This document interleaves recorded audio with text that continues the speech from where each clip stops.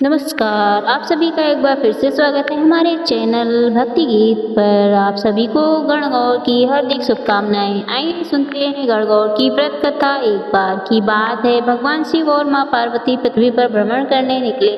शिव जी ने माता पार्वती जी से पूछा, आप 12 महीने के रास्ते से चलोगी या 6 महीने के? तो पार्वती जी ने कहा, मैं तो 12 महीने के रास्ते से चलूंगी। तब शिव जी ने पार्वती जी से कहा कि संसार में लोगों के दुख को देखकर आप कोई भी हट मत करना। पार्वती जी मान गई। जब शिव जी और पार्वती जी आगे बढ़ते हैं तो रास्ते में एक घोड़ी करा रही थी, यानी कि उसको बहुत दर्द हो रहा था। उसकी पीड़ा देखकर पार्वती जी भगवान शिव से कहती हैं, यह घोड़ी क्यों कष्ट आ रही है? शिव जी कहते हैं, माँ बनने वाली है। तब पार्वती जी कहती हैं, माँ बनने में इतना कष्ट है तो आप मेरे गांठ लगा दो। शिव जी कहते हैं, अभी आगे चलो। तभी रास्ते में एक राजा का राज्य आता है। वहाँ पर दूर दूर तक शांति और उदासी फैली होती है। वहाँ की उदासी देखकर पार्वती जी पूछती है, यहाँ सब उदास और शांत क्यों है? गांव के सब लोग कहते हैं रानी मामा बनने वाली हैं और उन्हें बहुत कष्ट हो रहा है। तब पार्वती जी कहती हैं, माँ बनने में इतना कष्ट होता है, शिव जी आप मेरे गांठ लगा दो। अब शिव जी और पार्वती जी आगे बढ़ते हैं। आगे बढ़ने पर उन्हें एक गाय कष्ट में दिखती है। उसका पीड़ा देखकर पार्वती जी कहती हैं, माँ बनने में इतना कष्ट, आप तो मेरे गांठ लगा दो। पार्वती जी हट करने लग जाती हैं। शिव जी पार्वती जी के गांठ लगा ही देते हैं। जब जब आगे वह बढ़ते तो एक गांव में पहुंचते। उस दिन गणगौर का व्रत होता है। बगीचे में गांव की औरतें गणगौर का पूजन कर रही थी, तो पार्वती जी उनको देखकर वहां चली जाती हैं। वे महिलाएं जैसे ही पार्वती जी को देखती हैं, वह उनकी पूजा करने लग जाती हैं। इस पर खुश होकर पार्वती जी उनको सारा सुहाग बांट देती हैं। शिव जी पार्वती जी से को ढूंढते हुए वहां पहुंच जाते हैं, तो पार्वती जी को फूल पत्तों से ढका हुआ पाते हैं।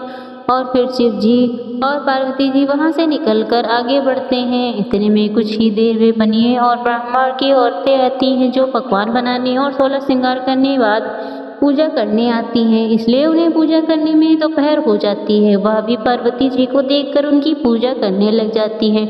पार्वती जी उनसे भी खुश हो जाती हैं, लेकिन जब वो सुहाग देने लगते हैं तो शिव जी पार्वती जी से कहते हैं, आप तो पहले ही सारा सुहाग बांट चुकी हैं, अब आप इन्हें क्या देंगी? तब पार्वती जी अपनी चिटकी उंगली से मेहंदी, मांग में सिंदूर और आँख से काजल निकालकर उन्हें कलसे में पानी में घोलकर उन पर छींटे मारती हैं और इस तरह उन्हें सुहाग देकर वो वहाँ से भी आगे बढ़ते हैं। इस प्रकार चलते चलते दोनों पार्वती जी के पीहर पहुँच जाते हैं। वहाँ सब उनकी खूब आप भगत करते हैं। भैया पधारिए, खूब पकवान बनाए और आपके लिए बहुत अब खूब पकवान बनाए जाते हैं। जब जो भी पकवान बनाए गए थे, शिव जी वो सारा खाना खा लेते हैं और पार्वती जी क्या खाएं, उनके लिए कुछ नहीं बचता तो वो बथुए का साग खाकर पानी पी लेती हैं। अब जब दोपहर होने लगती तो भगवान शिव और माता पार्वती विश्राम करने लगते हैं। शिव जी पार्वती जी से पूछते हैं, आपने क्या खाया?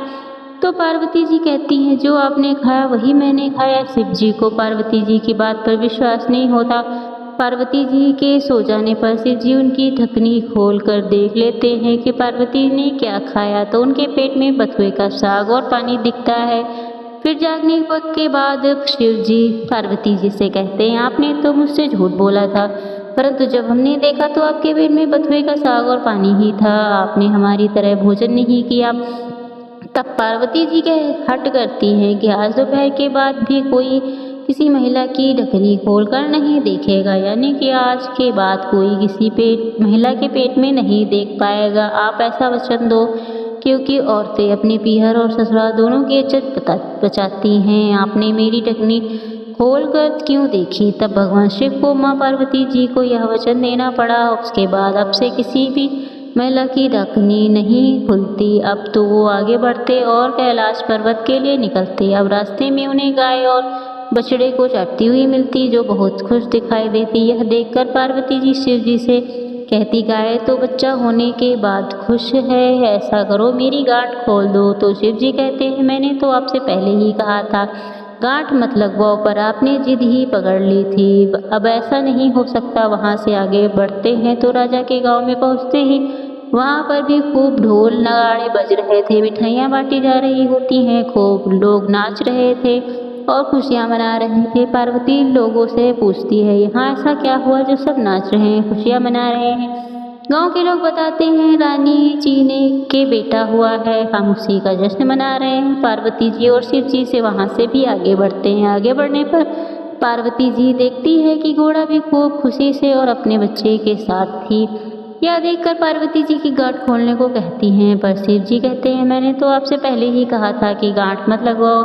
यहाँ तो मृत्युलोक में हर चीज आपको लुभाएगी, लेकिन आपने मेरी बात नहीं मानी और जिद पकड़ ली। अब आपकी गांठ नहीं खुल सकती, अब ऐसा नहीं हो सकता। यह कहकर शिव जी पार्वती जी को मना कर देते हैं। पार्वती जी को गुस्सा आता है और पार्वती जी एक मक्खी बनकर शिव जी की जटाओं में घुस जाती हैं और शिव जी को नहीं मिलती। तब भगवान शिव को माता पार्वती की गांठ खोलनी पड़ती है और फिर वह दोनों वहां से कैलाश पर्वत पहुंचते हैं। तब से गणगौर पूजन के बाद माता पार्वती को चढ़ाई हुई बिंदी, काजल, सिंदूर, मेहंदी महिलाएं लेती हैं और लगाती हैं। माना जाता है कि इससे उन्हें अमर सुहाग का आशीर्वाद मिलता है। ईश्वर गणगौर माता कहानी अधूरी हो तो पूरी करना और पूरी हो तो मान कर अब कहानी कहने वाले, सुनने वाले, ओंकार भरने वाले सब पर अपना आशीर्वाद बनाए रखना। तो यह थी गणगौर की व्रत कथा। आपको यह कथा कैसी लगी कमेंट करके जरूर बताइए। साथ ही मेरे चैनल भक्ति गीत को सब्सक्राइब करना ना भूलें। धन्यवाद।